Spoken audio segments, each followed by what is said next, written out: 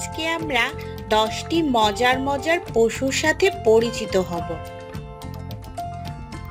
কুকুর, কুকুরকে ইংরেজিতে ডগ বলা হয়।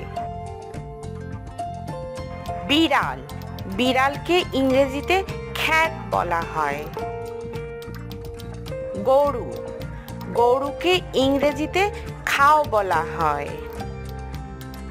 ছাগল, ছাগলকে ইংরেজিতে গোট বলা হয়। বাঘ, বাঘকে ইংরেজিতে টাইগার বলা হয়। সিংহ, সিংহকে ইংরেজিতে লায়ন বলা হয়। হাতি, হাতিকে ইংরেজিতে এলিফ্যান্ট বলা হয়। ঘোড়া, ঘোড়াকে ইংরেজিতে হর্স বলা হয়।